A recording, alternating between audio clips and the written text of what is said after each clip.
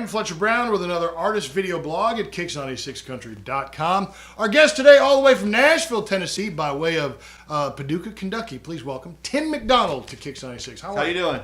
Good to see you, Fletch. All right, now, Tim, we've spent some time talking off the air. We're just kind of getting to know each other, and I'm going to introduce him to you. A couple things about you. You, obviously, I mentioned from Paducah, Kentucky. That's right. You've been playing music since you were as young as, what, 5? Yeah, 5 years old. Started piano. Piano, Yeah, which classical is piano. one of my favorite instruments, and classic piano at Yeah, that. classical piano. Okay. Which kind of, you know, it stunk as a kid because I wanted to be out playing sports, you know, and my parents were really strict, so I had to, you know, play piano and then do homework and then do our chores and then go to bed and do the same thing every day. Well, let me ask, was then were your parents musicians? My mom sang. My dad was a pastor. Okay. So she wanted a free piano player. You know? She wanted to pay the cats to play, so she got me and my brother taking piano lessons. Shrewd. Very shrewd. Yeah, so my stepdad said he claimed he played the radio, so he was a musician too. Mm-hmm. Okay, so You know what I now mean? you grew up, you did well playing the piano by age 9. You would join Classical Guild Society. Classical Guild That's Society. right, which is it's an elite, you know, for kids that are exceptional in piano, and so somehow I made it. I don't know how, but you didn't give up. You didn't completely give up your love of sports. I mean, you played soccer. yeah, I did. Yeah, You know, which soccer? I'm a soccer fan, and I refuse to apologize. Well, I'm a WWE fan too, you know. But you know, I got banned from baseball, so I played soccer. Really? Yeah, It was like Pete Rose banned from baseball. I wasn't betting on my little league team, you know, but just checking. But I was playing Little League, and I got invited to the All-Stars, but I promised a friend I was going to summer camp with him. Mm-hmm. So I told him, I said, I can't go. My stepdad said, well, you either go or to, you know, play the All-Stars, or you won't play baseball while you're under my roof. And so I said, well, you know, I got to honor my wish for, you know, what I told my friend. So anyway, I found soccer. I found a loophole. I had a crazy life, man. You've had definitely an interesting life. Okay, roots in music, obviously, very, very good. Classical music. You joined the Army. Joined the Army as a piano player, and that's when I got into jazz because, you know, they played big band and stuff for, you know, most of the Vietnam, World War II veterans love the jazz stuff. So I really fell in love with jazz. And you played with some pretty interesting folks, right? Man, like insane. Count Basie's. Yeah, Douglas Miller. Douglas Miller. Yeah, he's the band leader. For the Count Basie Orchestra. All Hampton Roads guys, by the way, like, you know, you have Victor Wooten and, you know, who plays with Bella Fleck for you bluegrass fans out there.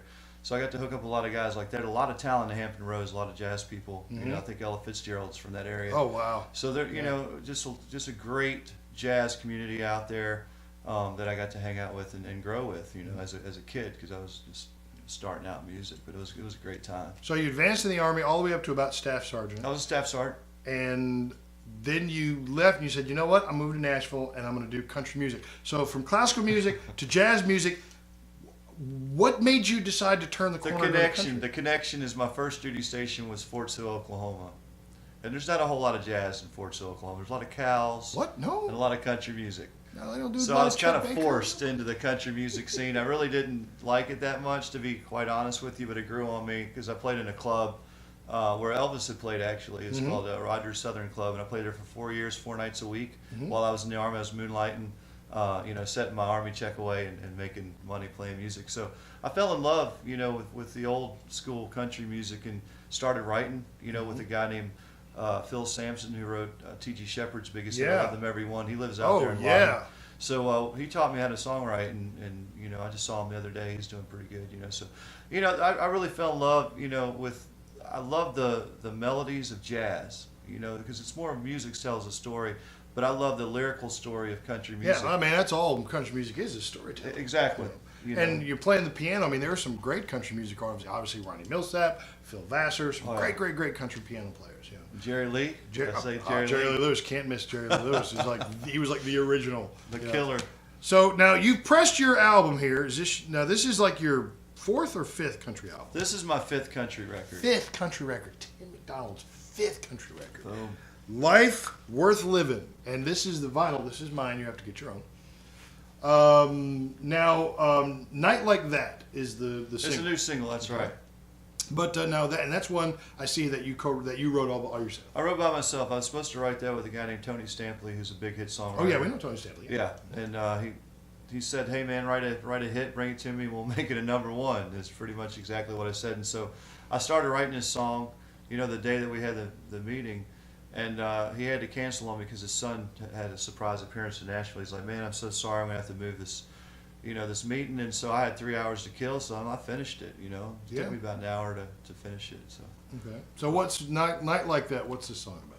This song is just basically about getting with the person that you've wanted to for a long time, and finally but it's not just one of those one night stands you want. It's a person you've really been seeking, that you want to have longevity with, and so you finally get that opportunity, and basically you just want to relive every night like that. It's just kind of that's the simplicity of the story. Well, Tim McDonald's our guest today, all the way from Nashville, Tennessee. Classical piano and jazz. He found a voice in country music. He's going to tell us some stories. If you want to see a live performance from Tim, look elsewhere here on our channel. And if you want to hear Night Like That, make sure you call us at Kicks 96. We'll be happy to play it for you. The album Life Worth Living is available. It is available now, right? Absolutely. All right. So his is the vinyl. You can get a copy of that. Obviously, buy a copy of that, and of course, available for download. iTunes, Spotify, all that stuff. But I'd rather you buy this because I need some new tires for my truck. It's getting a little rattly out there on the highway. And it's vinyl. That's awesome. All right. Tim, thanks so much for being here. Thanks so much, Fletch. Appreciate it. We'll see you next time on another artist video blog at Kicks96country.com.